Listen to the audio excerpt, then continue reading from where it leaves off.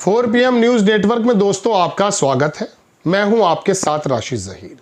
Supreme court से चुनाव आयुक्त के चुनने वाली जो याचिकाएं हैं उसका फैसला तो जनाबे वाला 12 तारीख में ही हो जाता, लेकिन टाइम दे दिया गया था 19 तारीख का। लेकिन 17 तारीख को मोदी जी चुनाव आयुक्त चुनने वाले हैं। कोई फ़ायदा है? फिर 2 रोज़ इंतज़ार कर सकते थे।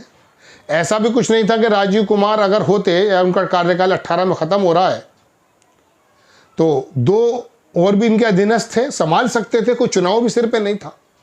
लेकिन इंतज़ार नहीं किया, चूँकि 19 तारीख में जजेस मालूम नहीं क्या कर दें। लेकिन ये फ़िलहाल के जो जजेस हैं ये कितने कंप्रोमाइज़ हैं, इस बात को तो दुष्यंत दवे की उस लाइन को याद कीजिए जब गोगोई के बारे में उन्होंने कहा कि फुली कंप्रोमाइज्ड हो गए थे वो केंद्र के साथ। ऐसे ही दोस्तों चुनाव के बारे में जो बात चल रही, पहले आप खबर समझ लीजिए और फिर इस खबर के पीछे के जो पसोपेश हैं वो मैं आपके सामने 2, 2.5, 3 मिनट में रख दूंगा। आप बराए करम बने रहिए।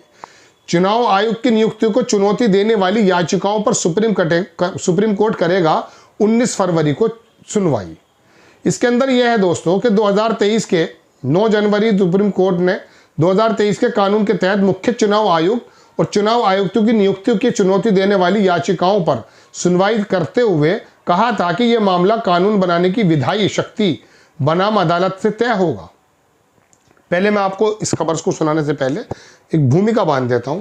दरअसल पहले ये व्यवस्था थी, मैंने पहले एपिसोड में बताई कि इसके अंदर प्रधानमंत्री, अपोजिशन लीडर और इसके अंदर सीजीआई शामिल हुआ करते थे किसी चुनाव आयुक्त को चुनने के लिए। प्रधानमंत्री जी की नई व्यवस्था के मुताबिक इसमें सीजीआई को बाहर कर दिया गया था। इसमें प्रधानमंत्री जी, उन्हीं का एक मंत्री केंद्र का, और इसमें अपोजिशन लीडर यानी कि अब की बार राहुल गांधी, ये 3 लोग चुनेंगे। 2-1 से जो चुनेगा वो हो जाएगा। तो इसके बारे में, इसके खिलाफ सुप्रीम कोर्ट में बहुत सारी याचिकाएं डल गई थी कि साहब ये चुनाव आयुक्त को चुनने की जो प्रक्रिया में प्रधानमंत्री जी ने सीजीआई को बाहर कर दिया है, इसके अंदर वो होने चाहिए, नहीं होने चाहिए, ये वाला मामला था। ये 12 तारीख में हो जाता था, लेकिन 19 तारीख कर दी गई है। लेकिन अब 17 तारीख यानी कि कल, आज, अगर आप मेरी आज सुन रहे हैं तो ये वाला मामला आने वाला है। तो अब इसके बारे में पहले मैं आपको बता दूं कि सुप्रीम कोर्ट क्या कर रहा है। 2023 के तहत मुख्य चुनाव आयुक्त यानी कि सीईसी और चुनाव आयुक्तों की नियुक्ति को चुनौती देने वाली याचिकाओं पर सुप्रीम कोर्ट 19 फरवरी को सुनवाई करेगा। सीईसी 18 फरवरी को रिटायर होने वाले हैं। कोर्ट ने कहा कि इस बीच कुछ भी होता है तो अदालत के फैसले के अधीन होगा। पता नहीं क्या होगा, वो चुन लेंगे। जब चुन लेंगे तो क्या कोर्ट उनको हटा देगी? मुझे नहीं लगता मोदी जी का चुनावा आदमी कोर्ट हटा देगी। दरअसल प्रशांत भूषण ने जस्टिस सूर्यकांत और जस्टिस एन कोटेश्वर सिंह की बेंच के सामने केस को उठाया। उन्होंने कहा कि इस केस पर 12 फरवरी को सुनवाई होनी थी, लेकिन वो लिस्ट नहीं हो रहा है। सीईसी राजीव कुमार 18 फरवरी को रिटायर हो रहे हैं। ऐसे में सुप्रीम कोर्ट इस पर सुनवाई करे, क्योंकि नए सीईसी की नियुक्ति कर सकती है सरकार। इस पर जस्टिस सूर्यकांत ने कहा कि अदालत के फैसले के परिणाम अवश्य भावी रूप से आएंगे, भले ही इस बीच कुछ भी हुआ हो। यह भी कह दिया गया है, इसलिए चिंता की कोई बात नहीं है। उनका कहना यह कि जो हमारे फैसले होंगे वो ही सर्वोपरि होंगे, ज्यादा चिंता की बात नहीं है। प्रधानमंत्री जी कुछ भी चुन लें, लेकिन वो 17 में चुन रहे हैं।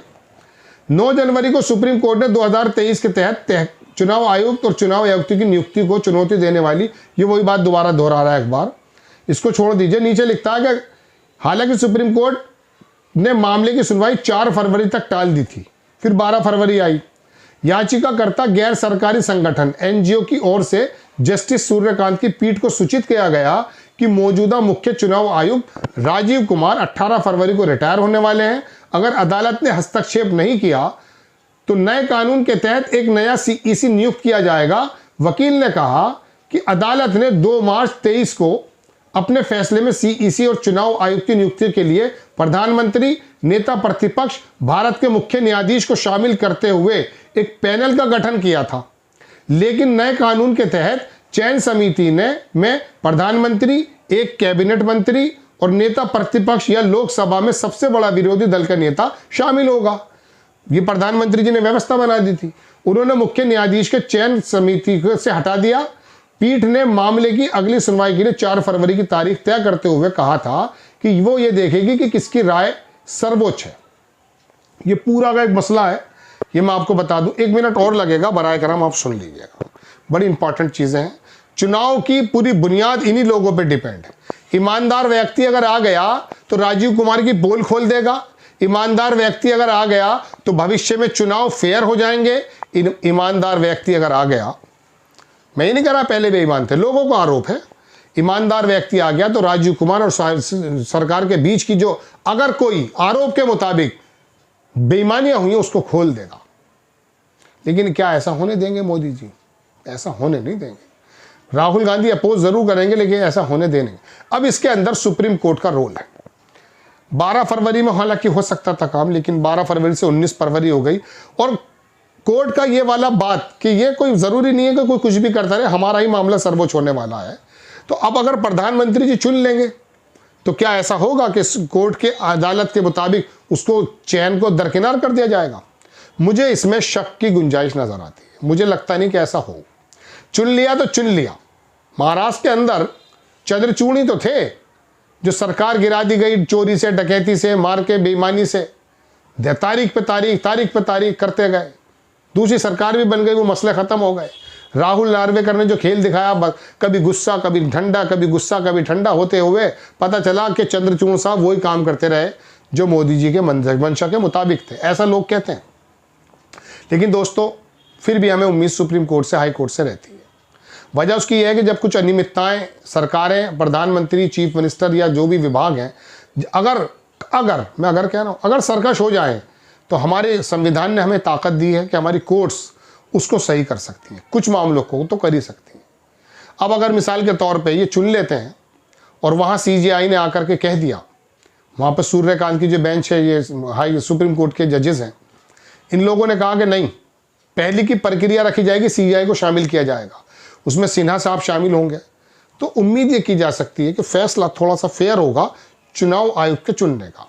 और अगर चुनाव आयोग सही चुना गया तो TN शेषन, SY कुरैशी जैसे हम याद करते हैं, हम उसको याद करने लगे, वरना राजीव से पहले कौन था याद नहीं है। चूंकि होता यह है कि ईमानदार व्यक्ति लोग याद किए जाते हैं। जिन लोगों के काम में शिथिलता होती है उनको तो तारीख बुला देती है जनाब। तो दोस्तों बात यह है कि सुप्रीम कोर्ट की सुनवाई से पहले मोदी जी चुनने जा रहे हैं। अब देखना यह है कि मोदी जी जल्दबाजी में किसे चुनते हैं। एक नाम ज्ञानेश्वर प्रसाद करके किसी का आ रहा है, पता चला कि वो जो राम मंदिर की कमेटी बनी थी उसके अंदर भी वो शामिल थे। तो दोस्तों बात यह है कि अपनी मर्जी के बंदे ये बिठाएंगे अपनी मर्जी का ही, चूंकि राहुल गांधी की अकेली की राय कोई मायने नहीं रखती है। वहाँ अमित शाह या कानून मंत्री और प्रधानमंत्री जी जो फैसला करेंगे होना वही है।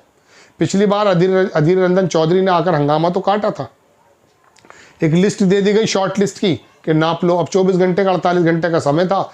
किसी का बायोडाटा पकड़ नापने के लिए भी समय चाहिए होता है। बहरहाल दोस्तों अब ये तो 17 फरवरी और 19 फरवरी को देखते हैं क्या बात बनती है। आप कर मेरा लोकतंत्र का पहरेदार तुम्हारी मेरी मर्जी का निष्पक्ष आता है या फिर कोई राजीव कुमार नया आता है। आपको खबर कैसी लगी अपनी राय कमेंट्स बॉक्स में ज़रूर दीजिए। चैनल को सब्सक्राइब कीजिए, शेयर कीजिए। नेक्स्ट टाइम मैं किसी खबर के साथ हाजिर होता हूँ। जय हिंद।